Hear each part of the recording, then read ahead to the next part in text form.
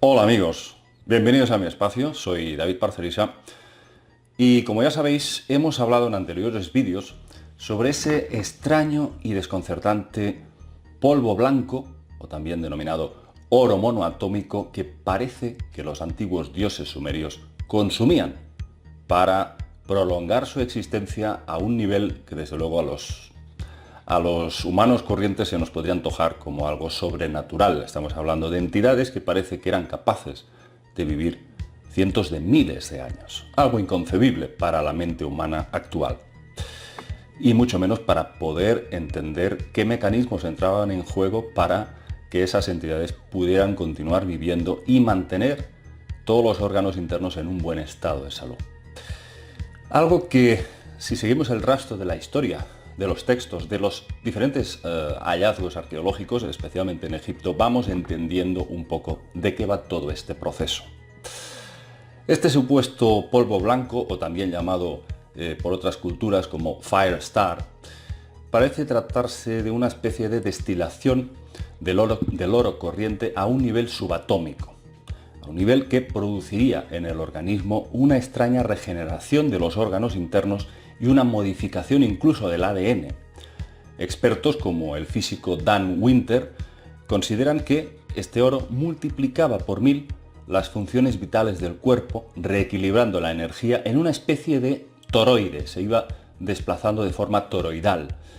Y claro, eso permitía que esta energía pudiera ir circulando, retroalimentándose a sí misma, y digamos que esa energía fluía por el cuerpo de forma ilimitada. Ninguna enfermedad podía afectar a estas entidades y a los humanos que la consumían, porque también algunos de estos dioses, como ya sabéis, se desvincularon de los mandos superiores para también transmitirles conocimientos a los humanos y también digamos, compartir esa especie de polvo blanco que concedía la inmortalidad del cuerpo. Uno de los dioses que mejor conocía todos los secretos de esta sustancia era Ningichida. Era un dios sumerio, supuestamente hijo de Enki, y el significado real del término Ningichida sería el señor del árbol de la vida, o también el dueño del árbol de la vida. A este ser se le asocia con el diseño genético del ser humano, junto con Enki, porque Ningichida estaba representado por dos serpientes entrelazadas trepando por una vara, el mítico símbolo del caduceo que utilizaría la medicina. Lo cierto es que Ningichida era un gran maestro en muchas áreas, de la ciencia, la magia, el hermetismo, es decir, las ciencias ocultas, el arte, la escritura, el conocimiento y la sabiduría en general. Ningichida fue uno de los dioses más brillantes de la cultura sumeria, el que más virtió todos sus conocimientos al ser humano para hacerlo sabio y libre.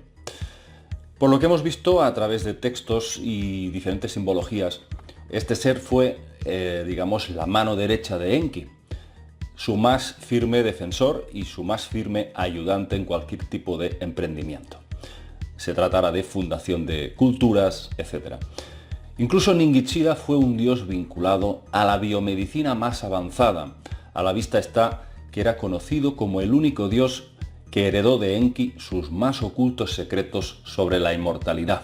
Ningichida era conocido por volver a la vida a los muertos, algo que lógicamente en esas épocas los humanos corrientes consideraban como algo de origen divino, algo absolutamente sobrenatural. Pero hoy en día, a través de la ciencia, podemos entender que eso sí podía ser posible a través de una biomedicina que podía, digamos, devolver a la vida hasta cierto punto, por supuesto, a algunos seres humanos que presentaban grandes lesiones, pero aquí podríamos entrar dentro de la reanimación, que cada vez, como ya sabéis, se están descubriendo cosas más fascinantes en la medicina moderna, y que incluso pues, en películas hemos visto como ya desde siempre ha existido esta especie de mitología, ¿no?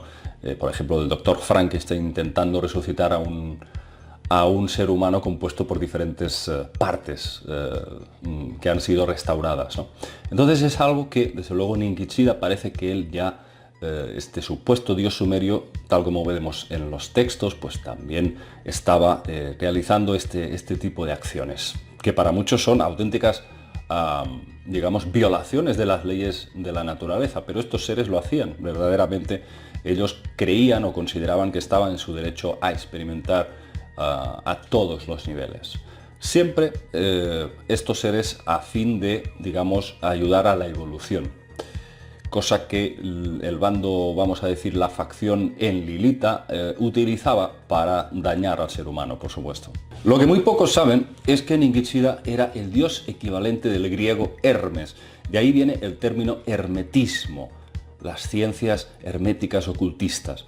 Hermes, el 3 veces grande, el gran señor del conocimiento, y que tanto en la cultura griega como la mesopotámica era conocido como un dios del inframundo que guiaba a las almas de los fallecidos para conducirlos al lugar donde les correspondía en función de su estado álmico y sobre todo en función de lo que habían hecho en vida, cuáles eran sus actos, habían sido actos ruines o habían sido actos benévolos, generosos. En Egipto fue conocido como Tot, maestro de la ciencia, la matemática, la astronomía, la astrología, la geometría, la escribanía, la legislación, la teología, la magia, el misticismo. La ciudad sagrada de Tot era Hermópolis Magna, donde se ubicaba el templo principal llamado Casa de la Vida. En Egipto, este Tot realizaba un curioso proceso en cuanto a la selección de las almas de los difuntos. Podemos ver diferentes representaciones en donde colocaban en una especie de balanza los actos buenos a un lado y los actos malos y ruines en otro. Así se evaluaba cuál sería el destino final de aquella alma, si había sido pecadora o no, iría al inframundo o hacia un paraíso. Tot fundó las míticas escuelas de sabiduría, o también llamadas las antiguas escuelas de misterios de Egipto, donde solamente algunos iniciados tenían acceso a, digamos, esos secretos de la vida eterna. En Mesopotamia hay quienes relacionan a Ningishida Tot como el famoso Quetzalcóatl, la serpiente emplumada, que cuando llegó a esas tierras abolió los sacrificios y las matanzas que imponían otros dioses, con lo cual siempre se ha considerado que Quetzalcóatl fue un dios absolutamente benévolo. No está muy claro si Quetzalcóatl fue Enki o fue Ningishida. Y es bastante complejo de llegar a una conclusión clara, a ciencia cierta. ¿Por qué? Pues porque tanto Enki como Ningishida estaban ambos simbolizados con esa vara rodeada con 2 serpientes, un símbolo que, desde luego, Ningishida habría heredado de su padre Enki. El caso es que Tot fue conocido precisamente por haber escrito unos 40 libros. Esa es la leyenda. Los más populares fueron la Tabla de Esmeralda, el libro de Tot y la Divina Pimander. Se han escrito ríos de tinta sobre dónde están estos libros, dónde se encuentran. Incluso hay algunos que dicen que hay ciertas maldiciones hacia aquellos que intentan usurpar estas obras. Dicen que a lo largo de la historia ha habido diferentes muertes con saqueadores o arqueólogos que han intentado hacerse con algún libro de Tot, han muerto en extrañas circunstancias. Es como que existe como una especie de maldición que envuelve estas obras, como si solamente pudiesen ser encontradas por unos cuantos iniciados, por unos cuantos elegidos.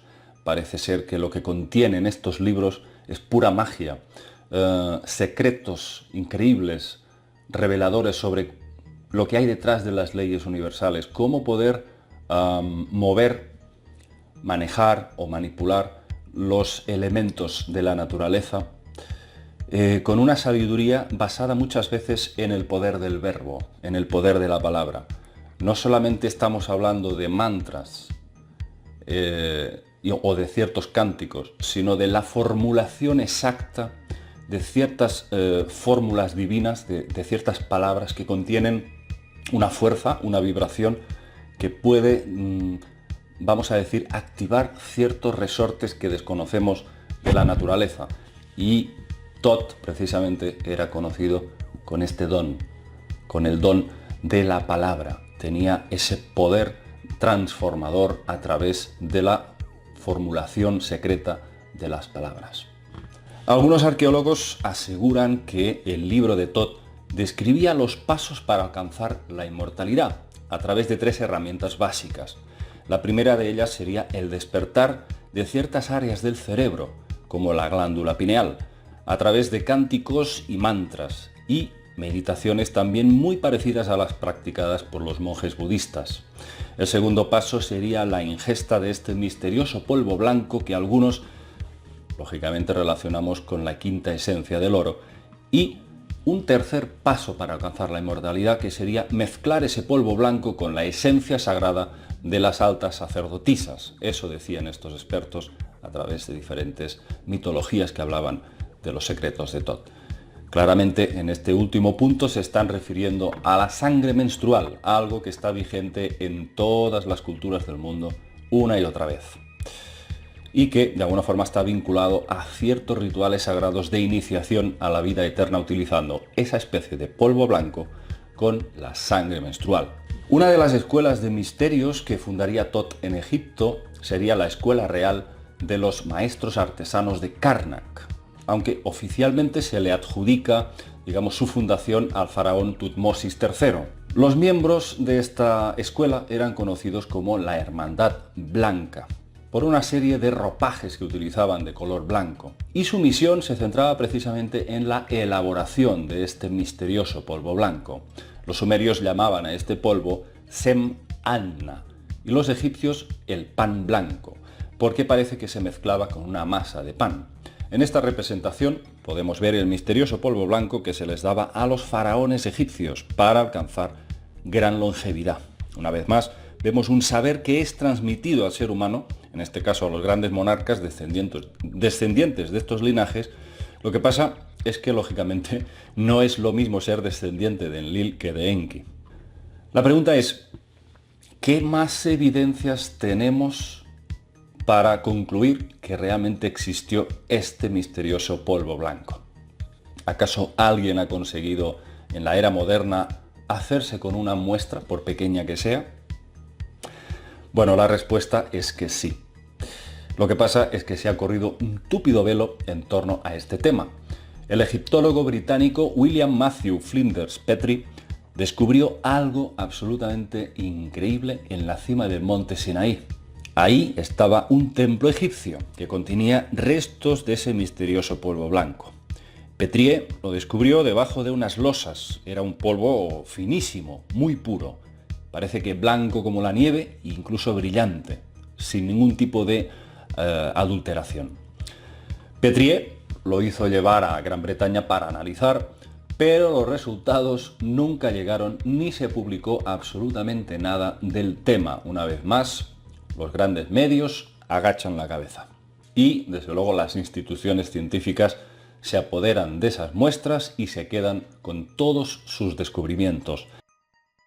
Mientras tanto, millones y millones de personas en el mundo simplemente asoman la cabeza a estas cuestiones y siguen preguntándose dónde están las pruebas y dónde están las pruebas, y todo se reduce a lo mismo. Lo que no sé no existe. No hay en este desquiciado mundo forma de que la sociedad se salga de esta programación mental y de, sobre todo, una cuestión de fe, de creerse las instituciones oficiales a ver si estas son las que administran, deciden y juzgan qué es lo real y qué es lo imaginario.